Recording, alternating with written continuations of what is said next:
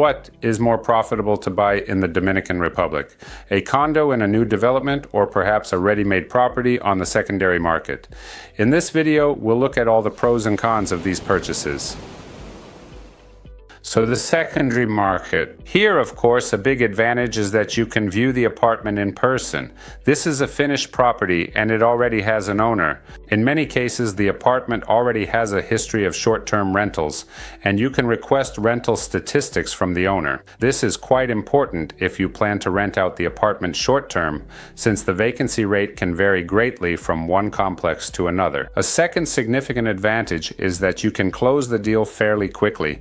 If you do not need to arrange financing, all you really need to do is find a good lawyer who will thoroughly check the property's history, make sure the deal carries no potential risks, and then transfer the property to your name. Legal services in the Dominican Republic typically cost from 1 to 1.5% of the transaction amount. Another advantage is that apartments on the secondary market, especially if the previous owner rented them out short-term, are often sold furnished. The furniture, although not new, is usually in good condition. And in addition, another plus is that you can immediately get a mortgage on a finished apartment.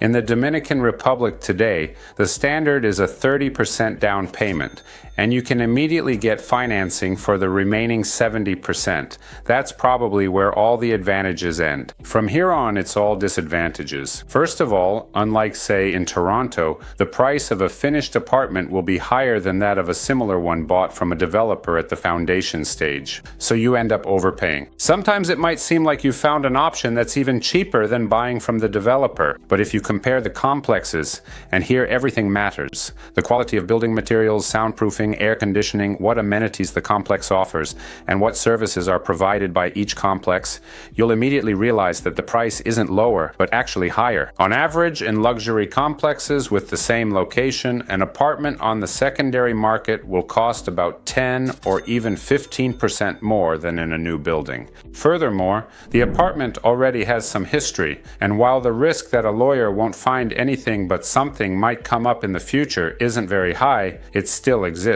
Thirdly, when transferring ownership, in addition to the lawyer's fees, you will also have to pay the government a land transfer tax of 3% of the property's value. Fourthly, you will need to pay an annual property tax, even though it is not very large. In the Dominican Republic, it is 1% of the property's value minus the first $170,000.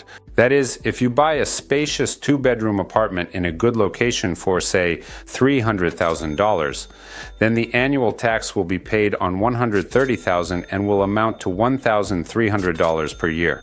It's not much, but you still have to pay something. Next, on the secondary market, there are simply no offers for newly built apartments. Most likely, when buying a resale property, you'll have to purchase something that was built at best 5 or 6 years ago. And complexes built 5 years ago are significantly different from what is being built now. And of course, you have to take into account the wear and tear of the property. So be prepared that in the near future, you may need to update something, and that of course means additional expenses. Now let's talk about the pros and cons of new builds. The first advantage is that you are buying a modern product. The new complexes being built today are significantly more luxurious. They offer completely different amenities, high-quality finishing materials, and comprehensive services. And of course, apartments in such complexes are much more in demand for short-term rentals, making them highly desirable properties. The vacancy rate here is much lower and rental prices are higher. Second, as I already mentioned, the purchase price at the foundation stage will be lower than for a just-built similar apartment on the secondary market. Third, everything in the apartment is brand new and covered by warranty. This means you don't have to worry about additional expenses. If you buy a resale property, those expenses are inevitable. Fourth, you completely eliminate the risk that the apartment has a previous history and that in the future there might be claims from the seller's relatives or something else. The apartment has never belonged to anyone before, which means that's simply impossible. Next, most large modern complexes being built today in the vibrant Punta Cana area have what is commonly called confotur.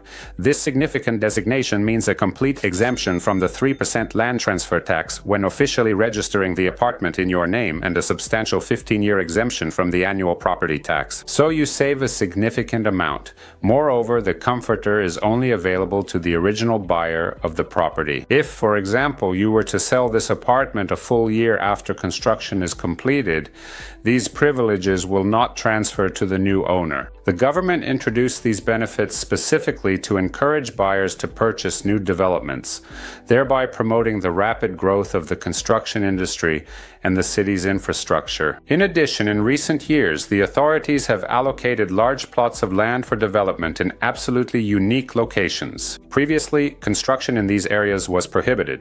Today, however, these areas are being developed in a centralized manner, and of course the quality of these areas is incomparable to those where construction was previously carried out. These areas are appreciating in value twice as fast as the older districts, since demand for real estate here is several times higher. On the downside, these projects sell out very quickly, even at the foundation stage, and you'll have to wait from 1.5 to 2.5 years for construction to be completed.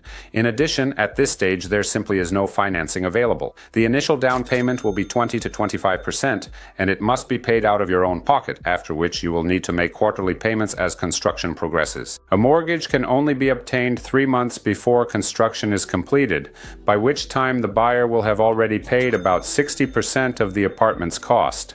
However, the good thing is that 3 months before construction is finished, you can get a loan not for the remaining 40% of the purchase price, but for 70% of the appraised value of the apartment at the time construction is completed. In other words, at closing, you can essentially get back almost all the money you previously paid in. So those who plan to buy using financing usually take out a line of credit against property they already own and make payments on the new construction from those funds. Then, when the apartment is built, they get a mortgage on it and pay back the line of credit from which the payments were made.